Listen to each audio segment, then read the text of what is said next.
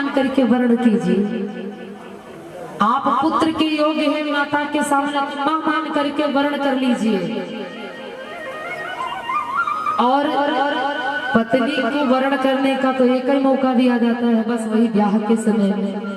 आप अग्नि को साक्षी मान करके, देवताओं को साक्षी मान करके उस समय मंडप में तुम क्या कहते हो कि हे अग्नि देवता, मैं समस्त देवताओं के मध्य आज मैं अरे जिसकी भी कन्या हो, इनकी कन्या को मैं पत्नी रूप में वर्ण करता हूँ। लेकिन रावण ने तो सीता का हरण किया है। ये कहाँ की मर्यादा आ गई स्वामी, मुझे कथा सुन। भोले बाबा कहते हैं भवन, जिस समय मैया भैया के साथ प्रभु 14 वर्षों के लिए वन यात्रा में प्रस्थान किए, मेरे प्रभु राघवेंद्र सरकार चलते चलते जिस समय पंचवटी में पहुंचे, समय व्यतीत करने लगे भगवान श्री रामचंद्र जी चित्रकूट में 11.5 वर्ष अपना समय व्यतीत किया है। जब प्रभु आगे मार्ग में बढ़े, पंचवटी में जिस समय प्रभु पहुंचे तो रावण की बहन थी जिसका नाम था बंधु सूपनखा। आप जानते हैं सूपनखा से कुछ अर्थ निकल रहा है। नखा का अर्थ होता है नाखून। अब दर्शन करवा रहे हैं तुलसी बाबा सूपनखा, जिनके नाखून सूप के आकार से मर्यादा के बाहर हो। अब ये अंगुली है ना, अब ये जो नाखून है ये कभी कभी मर्यादा के बाहर चले आते हैं, और जब मर्यादा के बाहर आए ना तो तुरंत काट देना चाहिए। मर्यादा के बाहर नहीं रखना चाहिए। अगर मर्यादा के बाहर रखते हो ना तो फिर समझ में आ जाता है कि तुम भी रावण के खानदानी हो, है ना। सूपनखा विचित्र श्रृंगार किया और भेष को बदल लिया। भेष बदल करके पहुंच गई पंचवटी। तुलसी बाबा कहते हैं कि सूपनखा रावण की बही, सूपनखा रावण की बही, सूपनखा रावण की बही, सूपनखा रावण की बही, दुष्ट हृदय दारुण जसाही, दुष्ट हृदय दारुण जसाही।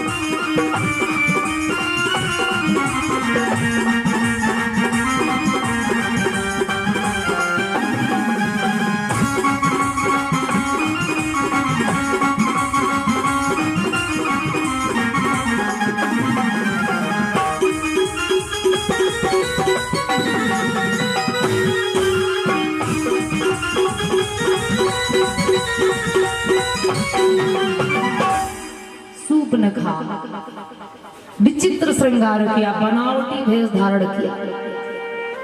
लेकिन नकल अलग की बात है, अकल अलग की बात है। नकल तो हम कर सकते हैं, किसी को देख करके उतार सकते हैं, लेकिन वो चरित्र उतारना बड़ा कठिन है, वो नहीं कर पाएगा। किसी को हम देखें ना तो उसके जैसे कपड़े तो सिला सकते हैं, लेकिन पहनने का तरीका चेंज हो जाएगा, और पहनोगे तो मर्यादा चेंज हो जाएगा, है ना। अकल अलग की बात है, नकल अलग की बात है। बनावटी थोड़ी देर के लिए चलती है और असल असल ही रह जाती है। बनावटी रूप धारण किया सूपनखा और पहुंच गई भगवान राम के पास। जिस समय भगवान राम के पास पहुंची, पंचवटी सो गई एक बारा, देखी विकल भई जुगल कुमारा, से पंचवटी में पहुंची, भगवान को देखा। और भैया परिचय क्या दिया है, मैं रावण की बहन हूँ सूर्पनखा, भगवान से बोले। और क्या कहा, दुष्ट हृदय दारुण जस रहीनी, दुष्ट हृदय वाली हूँ मैं। दारुण का अर्थ होता है दुख, दुख देने वाली हूँ। और इतना ही नहीं, मैं नागिनी हूँ। इतना ही नहीं, मैं नागिनी भी हूँ। भगवान पहचान गए कि ये सूर्पनखा रावण की बहन है, लेकिन दुष्ट हृदय वाली, दुख देने वाली नागिनी है। भगवान को देख करके व्याकुल हो गई और भगवान से बोली, प्रभु तुम सम पुरुष नमो सामनारी, यह संयोग विधि रचा विचार। प्रभु संयोग बहुत बढ़िया बना है, विवाह कर लो, क्योंकि तुम्हारे समान ना कोई पुरुष है, ना हमारे समान कोई नारी है। बहुत बढ़िया विधाता ने जोड़ी बनाई है। भगवान सूर्पनखा की बातों को सुन रहे, भगवान मुस्कुरा रहे। पार्वती मैया कथा सुन रही। सूर्पनखा ने कहा जोड़ी बढ़िया है, विधाता ने बढ़िया बनाया है। मेरे समान कोई नारी भी नहीं, आपके समान कोई पुरुष भी नहीं। आप भी सुंदर हो और मैं भी सुंदर हूँ, विवाह कर लो, बात बन जाएगा। पार्वती मैया कहने लगी, स्वामी अरे ये कौन सी मर्यादा है, अरे कहाँ राम कहाँ लंका वाली,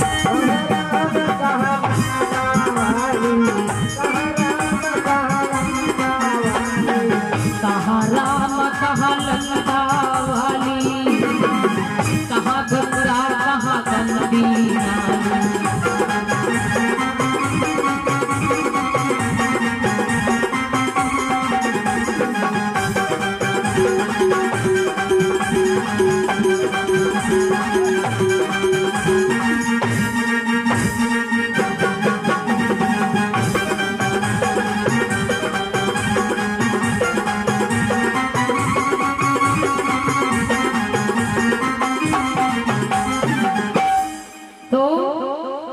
सूर्पनखा ने जब कहा विवाह कर लो, तो पार्वती मैया बोली, स्वामी अरे कहाँ राम अयोध्या के ठाकुर, कहाँ राम जी अयोध्या के छत्री, और कहाँ रावण की बहन सूर्पनखा लंका वाली। कहाँ राम कहाँ लंका वाली, और कहाँ गंगा कहाँ गंदी नाली। एक गंदी नाली गंगा की बराबरी करना चाह रही है। स्वामी मेरी कुछ मर्म समझ में नहीं आया। भगवान शंकर ने कहा, देवी तुमको शंका हुई है। जगदम्बा पार्वती जी बोली, हाँ स्वामी मुझे शंका है। भगवान शंकर कहने लगे, भवानी अगर तुमको शंका है ना, तो तुम बैठो, हम तुम्हारी शंका का समाधान करते हैं। भगवान राम से सूर्पनखा ने क्यों कहा कि तुम्हारे समान कोई पुरुष नहीं, हमारे समान कोई नारी नहीं?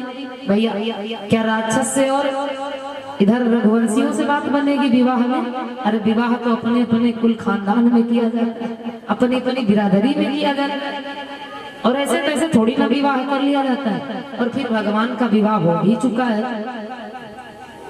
कारण है क्योंकि सूर्पनखा ये जो रावण की बहन है ना, इसका ब्याह हो चुका था सूर्पनखा का। किसके साथ था? विद्युज्जेवा के साथ। लेकिन रावण विद्युज्जेवा से बैर मानता था। विद्युज्जेवा बड़ा पराक्रमी मायावी था। उसके जवाब से आग की अंगारें निकलती थी। रावण डर गया, बैर माना, और जब बैर माना तो ये जो सूर्पनखा थी प्रेम विवाह कर लिया था। रावण ने विद्युज्जेवा का शीश काट दिया। अब जब शीश कट गया तो ये सूर्पनखा विधवा हो गई। विधवा तो हो गई, लेकिन जब पति को मार दिया भैया ने, तो सूर्पनखा ने कहा, भैया तुमने एक मांग का सिंदूर उजाड़ा है, मैं प्रण करती हूँ कि लंका में जितनी नारियां सबका सिंदूर उजाड़ दूंगी, तब मुझे कल्याण है। और भगवान ने क्या प्रण रखा है? भगवान ने यही प्रण रखा है कि जब तक मैं अब पृथ्वी को राक्षसों से विहीन नहीं कर दूंगा, तब तक मुझे पल भर का विश्राम नहीं है। तो भैया विवाह तो वहीं पर किया जाता ना जहाँ पर विचार मिलते हो। आपका विचार जो हो, जो मेरा विचार हो, तभी तो विवाह किया जाता है, अन्यथा तुम्हारे मन में कुछ और हमारे मन में कुछ और हो जाए, विवाह तो का जोड़ी नहीं चलेगी, नहीं चलेगी ना। तो सुपनेखा ने तो ठीक ही कहा है कि स्वामी विवाह कर लो, हमारा आपका संयोग बढ़िया है। विधाता ने बहुत अच्छी जोड़ी बनाई कि जो विचार मेरे अंदर वही विचार आपके अंदर है। लेकिन भगवान बोले सुपनेखा से, देवी सीतई चितई कही प्रभु बात। भगवान राम ने सीता की ओर देखा, क्योंकि मैया सीता भी बैठी थी ना, सीता जी की ओर देखा और कहा, देवी आहई कुमार मोर लघु भ्राता। तुम विवाह करना चाहती हो ना, तो मेरे पास तो पत्नी है, वो देखो सामने बैठी है ना, वो मेरी पत्नी है। और तुम बता रही हो ना कि मैं अहिनी हूँ, अहिनी अर्थात नागिनी हूँ। तो जो मेरे साथ में मेरा छोटा भैया है ना, ये भी शेषावतारी लखन लाल है। जाओ जाओ अहि कुमार मोर लघु भ्राता। भगवान ने कहा, जब तुम अपने आप को नहीं बता रही हो कि हमारा विवाह हो गया, तो हम काहे कहे कि हमारे लक्ष्मण का विवाह हो। जाओ, तुम कुमारी हो ना, तो ये भी कुमार है। कुमार का अर्थ है जो काम को मार देने वाला, वही है कुमार। जाओ बने तो बना लो, विवाह कर लो। सुपनेखा लखन लाल के पास पहुंच गई, और जैसे सुपनेखा लखन लाल के पास पहुंची, लखन लाल ने जैसे सुपनेखा ने कहा विवाह कर लो, भगवान ने कहा ये जो सुपनेखा है ना, ये वासना है, वासना। वासना अर्थात काम, कि जिसको देखे उसी पर मोहित हो जाए। अरे विवाह करने आई थी, भगवान को पसंद किया था, भगवान से विवाह करती, जिद करके बैठ जाती। ये कौन सा रिश्ता है कि आप मेरे पास आओ और हम बता दें कोई हमसे अच्छा तो उनके पास चली जाओ, और लखन लाल बता दें कि कोई हमसे अच्छा तो तुम उनके पास चली जाओ। ये तो वासना हुई। सुपनेखा पहुंची लखन लाल के पास, विवाह कर लो भैया। लखन लाल बोले, अरे सुंदरी सुन मैं कर दासा, सुंदरी सुन मैं कर दासा, सुंदरी सुन कर दासा, सुंदरी सुन सुंदर सुन मैं कर दासा, पराधीन नहीं तोर सुखासा, पराधीन नहीं तोर सुखासा।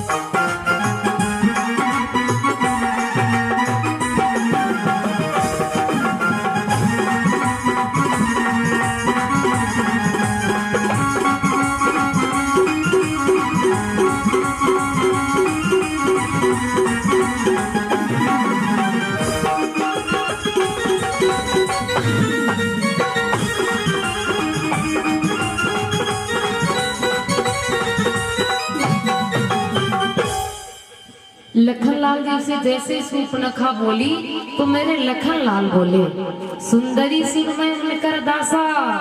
सुपनेखा ने कहा, रे वाह, ये तो बड़े अच्छे ठहरे, हमको देखा भी नहीं और कहते हैं सुंदरी। इसका मतलब मैं पसंद आ गई हूँ, विवाह हो जाएगा। सुपनेखा बड़ी मगन, क्योंकि लखन लाल जी ने कहा है सुंदरी। अब सुपनेखा ने सोचा मैं पसंद आ गई, क्योंकि इन्होंने कह दिया बिना देखे सुंदरी कहा, और देखेंगे तब तो मोहित हो जाएंगे, विवाह हो जाएगा। लखन लाल ने कहा तभी तक सुंदर हो तुम, जब तक हम तुमको देखते नहीं, हमारे देखने के बाद तुम सुंदर नहीं बचोगी। लखन लाल ने कहा, सुंदरी सुन मैं उनकर दासा, मैं उनका दास हूँ। जो सामने है ना वो राजा है, राजा, और मैं उनका नौकर हूँ। पराधीन नहीं तोर सुपासा। देवी मैं विवाह करने योग्य नहीं हूं, मैं तो नौकर हूं। सुपनखा ने कहा तो नौकर हो तो नौकर से विवाह मैं क्यों करूंगी? मैं ऐसे वैसे की थोड़ी ना भाई बहन हूं, मैं लंका के राजा रावण की बहन हूं। विवाह करूंगी तो रानी बनूंगी, नौकरानी थोड़ी ना बनूंगी। अब विवाह करने के बाद नौकरानी बनना पड़े तो क्या फायदा है? विवाह करने से है कोई फायदा? विवाह किया जाए तो थोड़ा जीवन में मौज मस्ती आए। सुपनखा क्रोधित भाई और पहुंची भगवान राम के पास। बोली तुम बोले थे कि जाओ उनसे कह दो विवाह कर ले, और वो बता रहे हम नौकर हैं, हम नौकर से विवाह ना करेंगे। लखन लाल जी बोले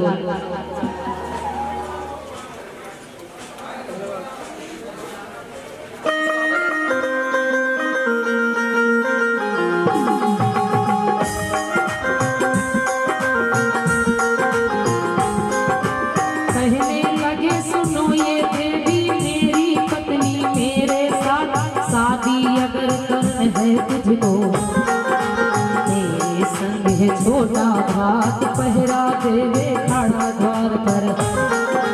चली जाओ तुम उनके पास, पूरी हो अभिलाष तुम्हारी। मन में मान ले वो विश्वास, बातें सुन के रामचंद्र की।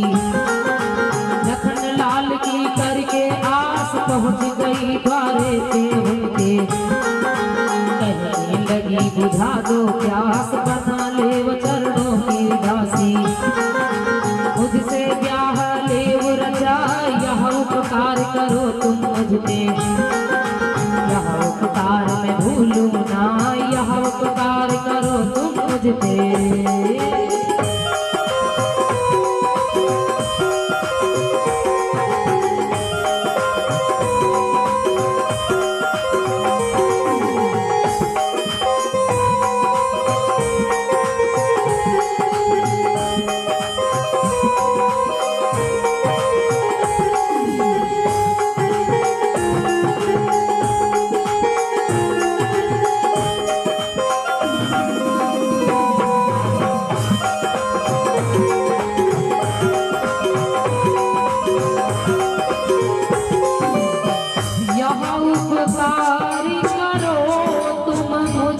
तेरा यश मैं भूलूं ना।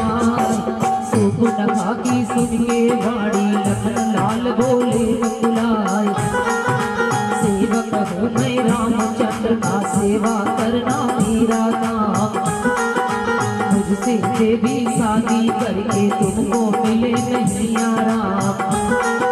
पहलों में तुम रहने वाली दुनिया हंसी करेगी आए। बन के रहना है तो जीवन साथी ले वो बनाए। इतनी सुन के सुपनखा ने गुस्सा बदन में भर गया है। पहले मारो इनकी नारी, सौतन मेरी बनी है आए, सौतन मेरी बनी है आए।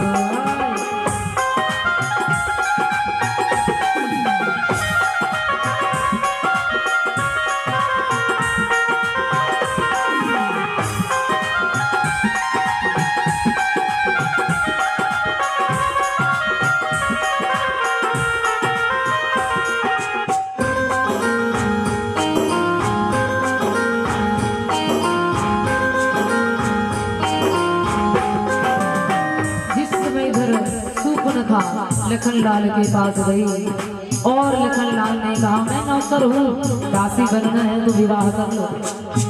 सुपनखा क्रोधित हो गई और क्रोधित होकर के प्रभु श्री रामचंद्र की ओर चली और मन में विचार किया, पहले मारू इनकी नारी, जा मेरी सौतन बनी है आज।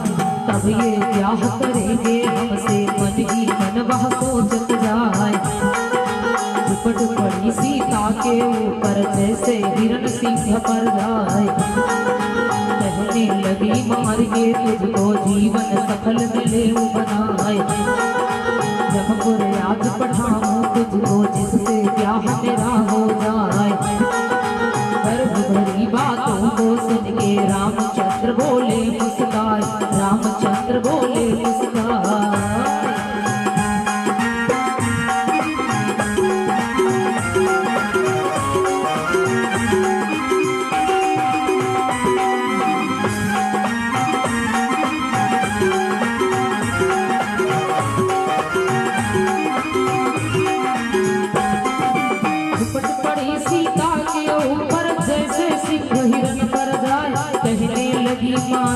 तुझको, जीवन सफल मिले वो बनाए यमपुर आज पठाओ तुझको।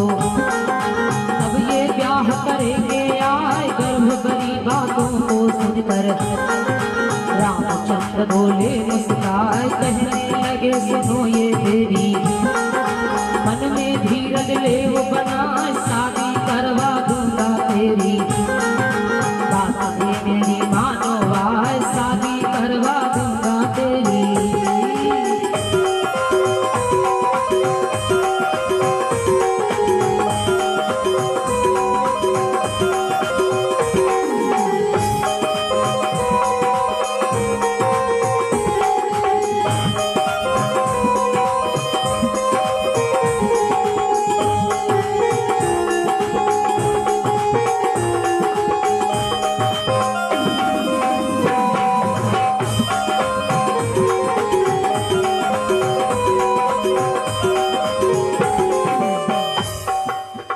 भगवान रामचंद्र बोले देवी धैर्य धारण करो, शादी करवा।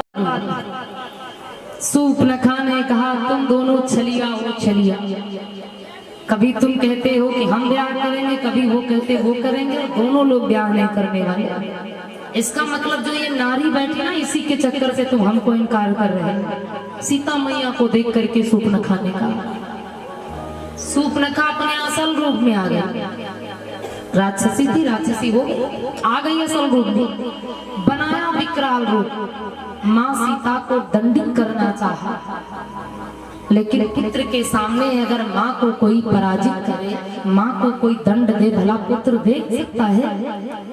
माता पिता को कोई धिक्कारे पुत्र देखेगा? नहीं देखेगा। राम जी ने इशारा किया, लक्ष्मण ये पहले वाली है, पहचान लो, ये तुम्हारी पहले वाली है ना। अब कई बार जिनके 2-3 ब्याह होते ना तो लोग बताते हैं पहले वाली है, पहले वाली। तुम पहचानते हैं नहीं ना, लेकिन हम तुम्हें बताते हैं तुम्हारी पहले वाली है। लखनलाल जी ने कहा भैया कुछ समझा नहीं। अरे तुम समझोगे कैसे, हम तुम्हें बताते हैं ना ये तुम्हारे पहले वाली है, अब वाली तो उर्मिला जी है, तो पहले वाली कैसे? लखनलाल जी महाराज शेषा उतारी है ना, तो शेष जी महाराज की पत्नी नागिनी, ये वही नागिनी आज सूर्पनखा भाई है त्रेता में रावण की बहन। भगवान ने कहा ये पहले वाली है। लक्ष्मण जी को आ गया याद, और जब याद आया तो क्रोधित भये लक्ष्मण जी। भैया पहले वाली पत्नी पर क्रोधित क्यों भये? कारण था, वो कारण हम तुम्हें बताएं। जैसे लखनलाल जी क्रोधित भये, राम जी ने आज्ञा दी कि आज्ञा श्री रघुनाथ की, लखन न सकते टाल।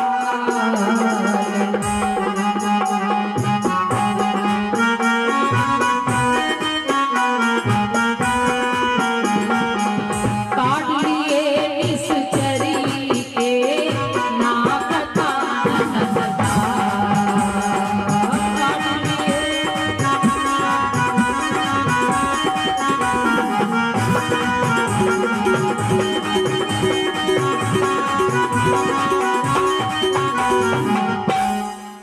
सूर्पनखा के नाक कान दोनों गाया, जैसे दोनों कान नाक गायब है, रोने बिलखने लगे। और भैया मर्यादा के बाहर कोई भी निकलेगा तो नाक कान तो कटेंगे जरूर है, उसमें कोई दो राय नहीं। नारी के लिए जो मर्यादा बनाई गई, मर्यादा के अंदर रहो। मर्यादा के बाहर सूर्पनखा निकल गई थी। ये कहाँ की मर्यादा है कि बिटिया खुदा ही जावे वो कहे हमसे विवाह कर लो, तो मर्यादा थोड़ी ना है, ये तो मर्यादा के विपरीत का कार्य है। और जो भी नारियां बहन बेटियां मर्यादा का उल्लंघन करती हैं उनके ऐसे नाक कान कटते, आज भी कटते हैं, कितनों के नाक कान कटे हैं, है ना। आप लोग सुनते हैं देखते ना, वो फांसी लगा ली, वो नदी में कूद गए, फिर वो क्या किए, सब क्या है, ये सब मर्यादा का विपरीत करने वाले। जो मर्यादा के बंधन में रहा आज तक उसके ऊपर कोई आंच नहीं आई, दुनिया की कोई शक्ति उसको पराजित नहीं कर पाया जो धर्म पर चला है। नाक कान कटे। पार्वती मैया कहने लगी सुनिए, अरे अभी तक तो ठीक है, मान लो विवाह करे कहते रहे तो कोई बुराई है ना। अब कोई कहे भैया हमसे विवाह कर लो तो कोई बुराई है मान लो अगर, तो तुमको समझाना चाहिए। समझाना चाहिए ना कि हम विवाह नहीं करेंगे। और अगर कोई ज्यादा जिद करे ना तो उसके माता पिता से बता दो कि भाई तुम्हारी बिटिया ऐसा ऐसा कर रही है, हमसे ब्याह करने को कह रहे हैं और हम नहीं करेंगे। बता दोगे ना तो समस्या का समाधान हो जाएगा, नहीं बताओगे तो फंस जाओगे चक्कर, है ना, बात आगे बढ़ जाएगी। बात बिल्कुल सत्य है। पार्वती मैया कहती है नाक कान क्यों काट दिया? भगवान राम तो मर्यादा पुरुषोत्तम राम है, और फिर राम जी के द्वारा नाक कान कटना उचित शोभा भी नहीं देता है, क्योंकि भगवान तो नारी की सदा पूजा करते हैं, नारी का सम्मान करते हैं। और भगवान राम जी ने आज्ञा दी, लक्ष्मण चूको मत, नाक कान दोनों गायब करो, काट लो। जैसे आज्ञा मिली प्रभु की, छोटे सरकार निकाले अपना चंद्राकार बाण और नाक कान काट ली। पार्वती जी ने कहा स्वामी आखिर काटा क्यों? क्योंकि नारी धरती पर पूजनीय है। भले ही नारी ने दुष्कर्म किया था, लेकिन यहाँ पर भगवान का धर्म था कि शूर्पणखा को समझाते, और इन्होंने तो नाक कान कटवा दिया। इसका कारण क्या है? तो आइए इसका कारण श्रवण करें कि शूर्पणखा के नाक कान भगवान राम ने क्यों कहा काटने को, कौन सा कारण है? जब भैया लक्ष्मण को संकेत किया, क्योंकि पूर्व जन्म में अगर कथा कहूं तो ये लखन लाल जी शेष थे, सर्प है या नाग कहे, उस समय यही शूर्पणखा इनकी पत्नी थे शेष जी महाराज की। एक दिन की बात, शेष जी महाराज अपनी पत्नी नागिनी को अपने भवन में छोड़ दिया और ब्रह्मलोक को भ्रमण करने चली गई। और जो नागिनी थी ना, तो नागिनी को राजा थे जिनका नाम था भानु प्रताप, उस राजा को अपनी पत्नी नागिनी को हवाले कर दिए, सुरक्षा में कर दिए कि मैं जब तक लौट के ना हूं आप मेरी पत्नी की देखभाल करते रहना। हम भी कहीं जाते हैं जैसे, तो हमारे घर में बच्चे हैं, पत्नी है, तो हम अपनी पत्नी को, बच्चे को किसी न किसी भरोसे कर जाते हैं, किसी न किसी कि भैया मैं जब तक लौट के ना हूं तो आप थोड़ा देखभाल करते रहना। ऐसा ही हुआ। शेष जी महाराज गए पाताल लोक भ्रमण करने, और शेष जी महाराज को काफी समय लग गया, वापस न आए। जब वापस न आए तो जो ये नागिनी थी, नागिनी का प्रेम एक धमिना नामक सर्प से हो गया, पति ना रहा। अब अनुसुईया चरित्र में चौपाई एक आती है, तुलसी बाबा ने कहा है कि पति को ना पा करके जो पत्नी पर पति से प्रेम करते उनकी यही दुर्गति होती। तो पति प्रतिकूल जन्म जहाँ जाई विधवा हो पाई तरुणाई, जो पति से छल करती है नारियां वो भरी जवानी में विधवा हो जाती। अब जैसे कि शूर्पणखा भरी जवानी में तो विधवा हुई, जैसे पति मिला रावण ने शीश काट दिया, पति से छल किया था। तो ये शूर्पणखा जो थी, इनके नागिनी जो थी, इनके महल में एक धमिना नामक सर्प आने लगा, और जब आने लगा तो दोनों से बहुत प्रेम हो गया, बहुत प्रेम हो गया। इतना प्रेम हो गया धमिना नामक सर्प से नागिनी को कि दोनों ने भाग जाने का प्रयास किया। प्रतिदिन प्रेम प्रलाप की बातें हो।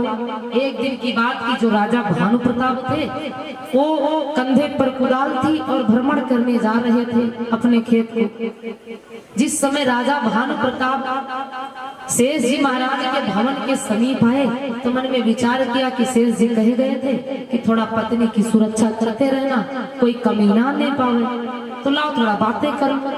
अब शेष जी जब द्वार पर आए, शेष जी के राजा भानु प्रताप, तो उनको किसी पुरुष की आवाज सुनाई दी, तो द्वार पर ठहर गए। हमको तो लग रहा कि शेष जी वापस आ गए। अब जब ठहर गए तो बातों को सुना, तो जब बातें सुना तो वहां पर शेष जी